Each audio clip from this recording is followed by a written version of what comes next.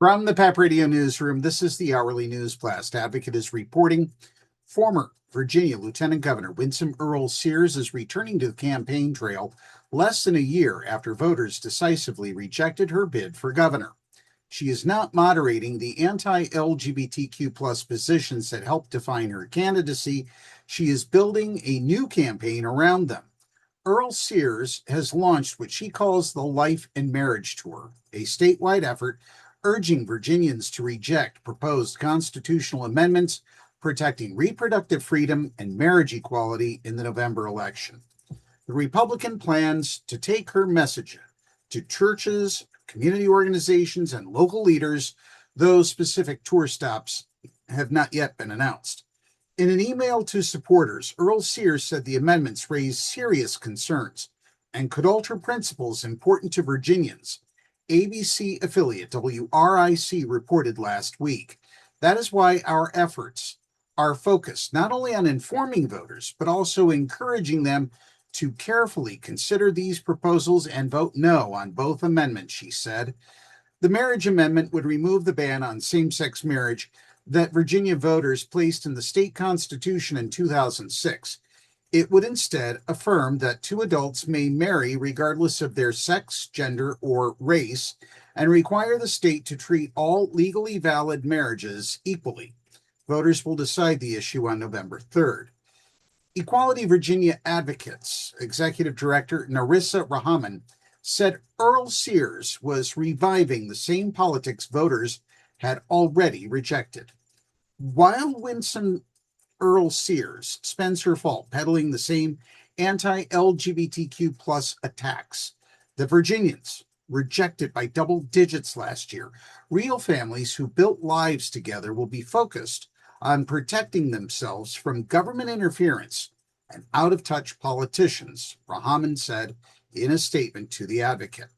The existing provision, known as the Marshall-Newman Amendment, defines marriage exclusively as a union between one man and one woman.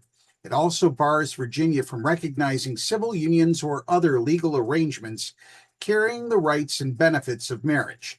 Although courts rendered the ban unenforceable and the Obergefell decision rendered it moot more than a decade ago, its language remains inside the state's foundational document. Supporters of the proposed amendment say that it is more than a symbolic problem. Without an affirmative state constitutional protection, same-sex couples in Virginia remain dependent on federal court precedent for their ability to obtain marriage licenses.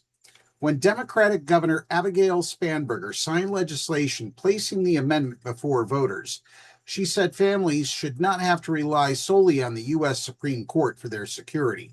We want to make sure that Virginia families know that here in Virginia, it is not just a Supreme Court decision that protects them, but it is also our state constitution, Spanberger said at the February signing ceremony. Earle-Sears' opposition is the continuation of a political record extending back more than 2 decades. In 2024, while serving as president of the Virginia Senate, Earle-Sears signed a bill prohibiting officials from denying marriage licenses because of a couple's sex, gender, or race. Her signature was required, but the handwritten objection she added was not. She wrote that she remained morally opposed to the legislation. That position followed her into the 2025 governor's race. During her only televised debate with Spanberger, the Democrat raised Earle-Sears' opposition to marriage equality and workplace protections for gay people.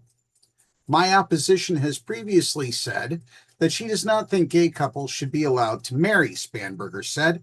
She also said she thinks it's okay for someone to be fired from their job for being gay. That's not discrimination, Earle-Sears interrupted.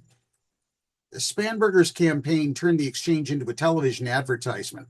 Earle-Sears, meanwhile, spent much of the closing stretch of the campaign attacking transgender people in advertisements modeled after President Donald Trump's 2024 strategy. Virginia voters ultimately gave Spanberger 57.6% of the vote and Earle-Sears 42.2%. That's the News Blast for this hour. PEP Radio is available on the Live 365 app, the homepage at paequality.com, Roku, Alexa, and wherever you find streaming radio.